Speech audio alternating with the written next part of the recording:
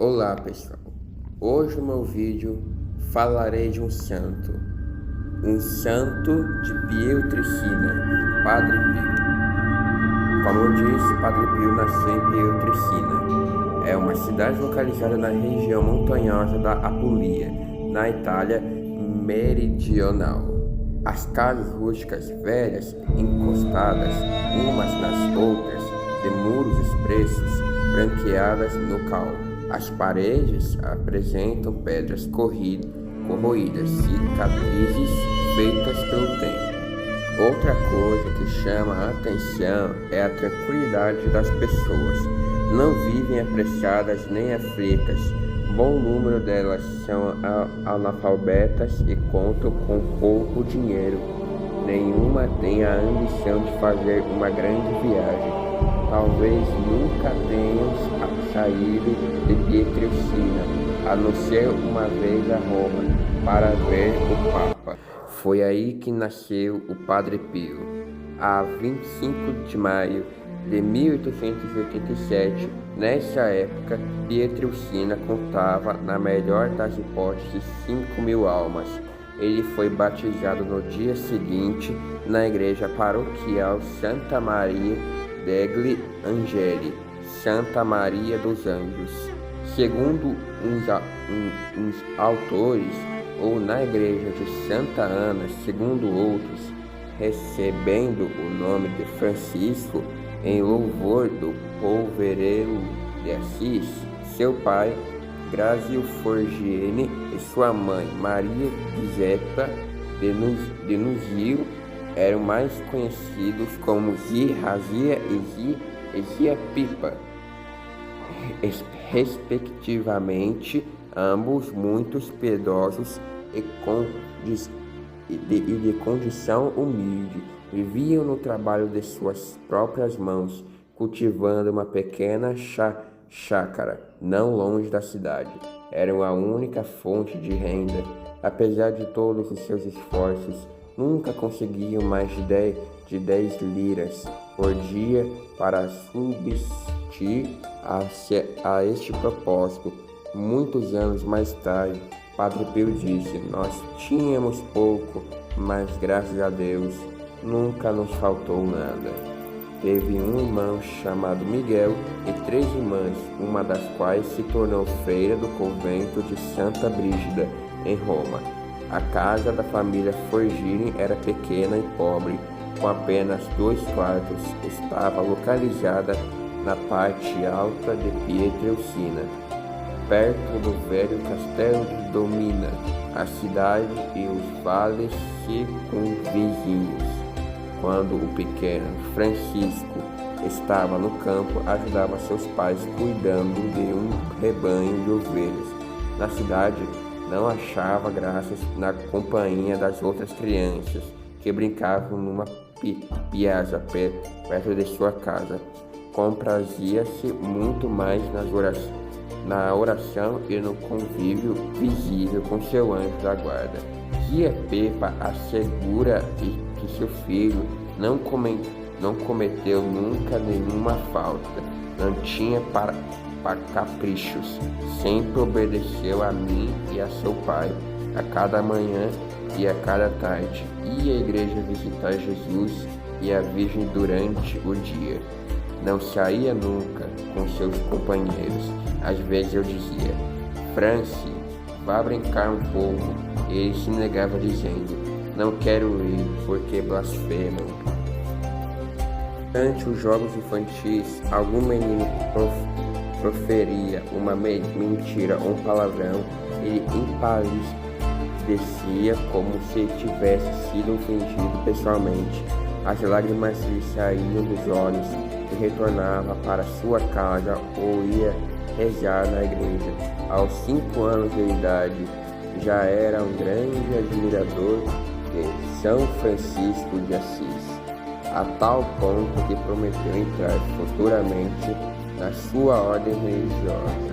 Já então tinha passado por várias experiências místicas, segundo o depoimento do seu diretor espiritual, Padre Agostinho de San Marco. Aos 9 anos, para praticar a mortificação, encontrou um jeito de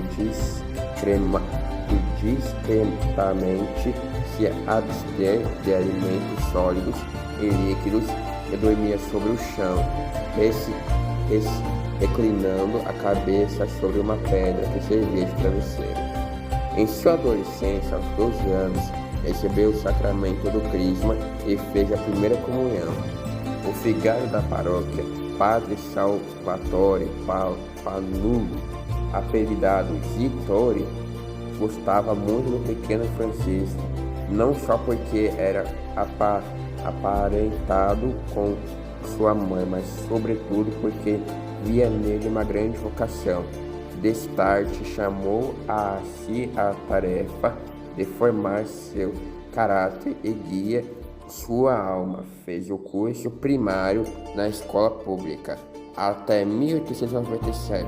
Em 1898, Razil emigrou para os Estados Unidos e daí para a Argentina, com o intuito de trabalhar para sustentar sua família e financiar os estudos de Francisco. Entre 1898 e meados de 1902, o curso secundário lhe foi ensinado sucessivamente por 2 mestres particulares, primeiro o padre Domenico Tiziani e depois o professor Angelo Cacavo. Em outubro de 1902, com 15 anos de idade, solicitou ingressar na ordem franciscana do ramo capuinho, ou a consagração religiosa. Muitos anos depois, quando lhe perguntaram por que quis entrar nesse ramo da ordem, ele sorriu e disse: "Sempre amei os religiosos que usam barba." Mas na realidade ele era porque via nos capuchinhos dos restauradores. Realidade era porque da observância da regra franciscana e, no fundo, símbolos vivos de São Francisco de Assis. A 6 de janeiro de 1903, foi admitido no noviciado de Morcelo, recebendo o nome de Frei Pio. Ele escolheu este nome porque muito admirava São Pio IX, grande defensor da fé e dos direitos da Igreja, paladino da guerra da cristianidade contra a Isla, bem como a Beato Pio, grande defensor do altar e do trono, apárido do antiliberalismo e do antissocialismo. No outono de 1903, seu pai retornou dos Estados Unidos após passar alguns dias em companhia da família em Pietrelcina. Foi pressuroso e contente a Morceno visitar seu filho, mas ao encontrar um moço pálido e emagrecido, ficou muito desapontado e perguntou ao mestre de noviços: O que fizeram de meu filho? Mal consigo reconhecer. Resposta do mestre de noviços: Não se preocupe, meu senhor, seu filho não corre nenhum perigo. Quando aprender a moderar suas mortificações, voltará a ser como antes. O jovem frade observava, portanto, com entusiasmo a regra de sua ordem. Pouco tempo depois dessa entrevista, Frei Pio foi encaminhado ao mosteiro de Santo Elias, em Pianice, onde terminou o noviciado e fez profissão religiosa. nos 6 anos seguintes, caracterizados como um período de estudo e de preparação ao sacerdócio, seu espírito de mortificação não diminuiu, conforme transparece no seguinte episódio narrado por seu pai. Um dia dos frades franciscanos me chamaram, e quando cheguei ao convento, um irmão me agradava. Como está o Frei Pio? Perguntei-lhe. Razia, ele não toma nenhum alimento há 15 dias. Estamos muito preocupados, a tal ponto que tememos que ele não consiga mais caminhar. Se quiserdes levai-o para a vossa casa, mas tende cuidado de separar a baixela e os garfos usados por ele, sobretudo se tendes filhos recém-nascidos. Temiam, portanto, que ele tivesse tuberculose. Bom, se ele deve morrer, que morra em nossa casa, disse entristecido Razio. Tendo sido concedida na autorização respectiva, pai e filho se aprontaram para retornar a Pietrelcina. Pio estava tão débil que 2 frades tiveram que ajudá-lo a se vestir e a caminhar.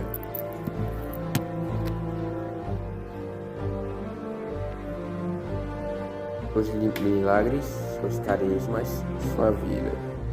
No dia de 10 de agosto de 1910, o jovem Capuchinho foi ordenado sacerdote da Catedral de Benevento. Um confrade me perguntou se tinha dormido bem na noite anterior. Ele respondeu: como poderia dormir, tendo meu coração tanta alegria? A 14 de agosto, celebrou em Pietrelcina sua primeira missa solene.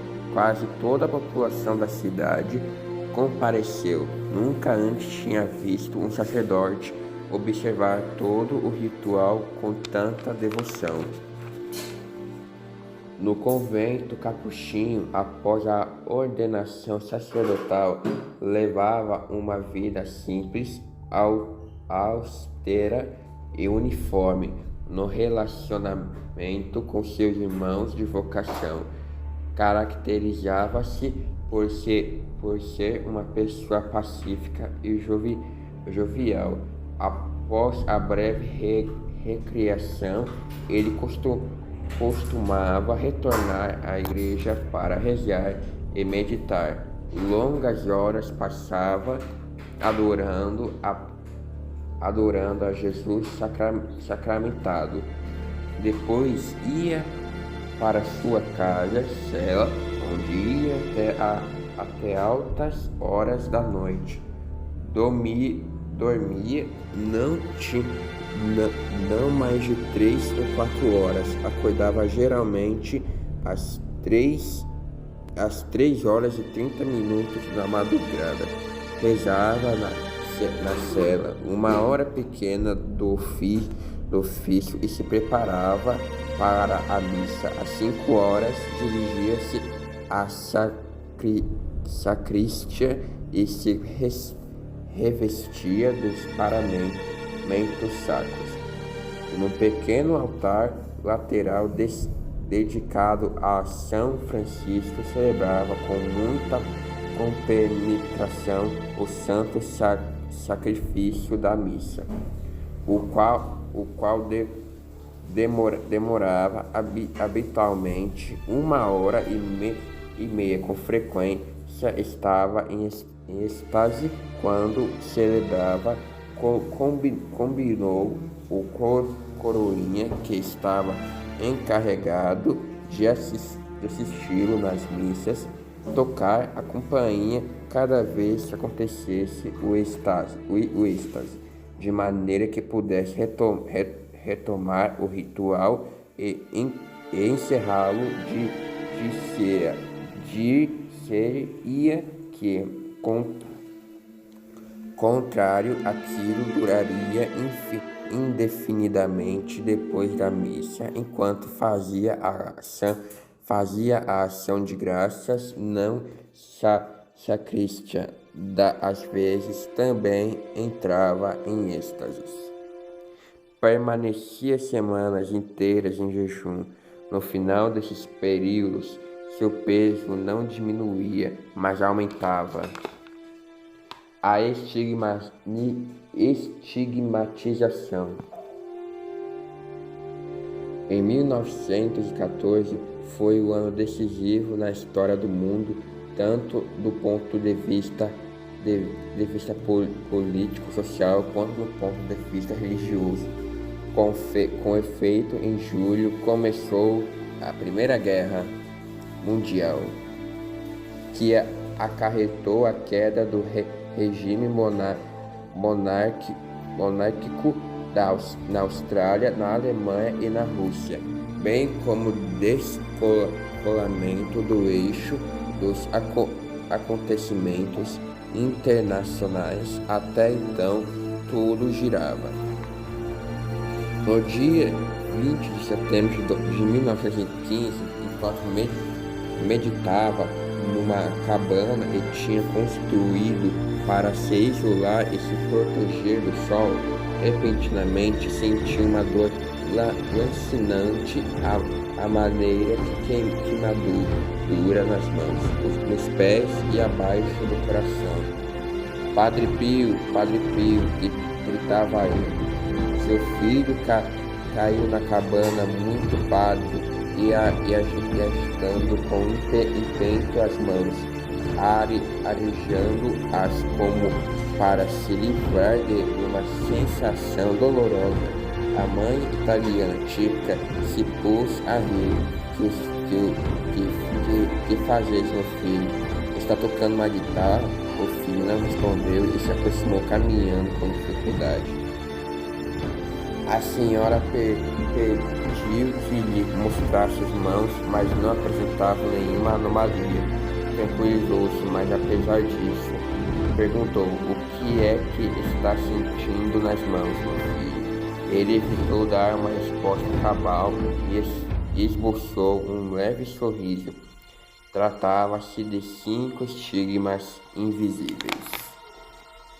No dia 20 de setembro de 1918, exatamente no terceiro aniversário da recepção do estigma invisível, ele se encontrava no coro da igreja, rezando diante de um crucifixo, enquanto meditava na paixão e morte de Nosso Senhor. Pediu ajuda que lhe mandasse mais sofrimentos nesse momento. Recebeu o maravilhoso presente dos estigmas visíveis numa carta ao padre Benedito, datada de 22 de outubro de 1918. Ele descreveu o que se passou. Posso dizer aos que me perguntam como é que aconteceu a minha crucificação. Meu Deus, que confusão e que humilhação eu tenho quando manifesto o que vos fizestes nesta mesquinha criatura. Foi amanhã do dia 20 do mês passado, no coro, depois da celebração da missa, quando fui surpreendido. No descanso do espírito, pareceu um doce sonho. Todos os sentidos interiores e exteriores, além das próprias faculdades da alma, se encontraram uma quietude indescritível. Em tudo isso houve um silêncio em torno de mim e dentro de mim. Senti em seguida uma grande paz e um abandono, na completa privação de tudo, e uma disposição na mesma rotina. Tudo aconteceu num instante. Enquanto isso se passava, vi na minha frente um misterioso personagem que tinha as mãos, os pés e os peitos emanando sangue. A visão atemorizava e não saberia descrever o que senti em mim naquele instante. Senti-me desfalecer e morreria se Deus não tivesse intervindo para sustentar o meu coração, o qual sentia saltar-me no peito. A visão do personagem desapareceu e dei conta de que minhas mãos, pés e peitos foram feridos e jorravam sangue. Imagine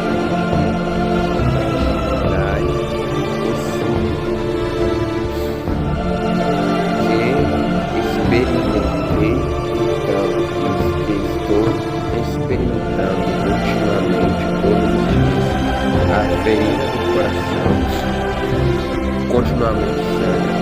Começa na quinta-feira pela tarde até sábado. Meu pai, eu morro de dor pelo suplício e conforto do experimento no mais íntimo da alma. Temo morrer em sangue. Se Deus não cumprir os desígnios do meu pobre coração e não tiver piedade, retirar de mim esta situação. A dor foi tão grande que ele não a suportou e caiu desmaiado. O sangue corria profundamente das feridas. Dois frades chegaram ao local, perceberam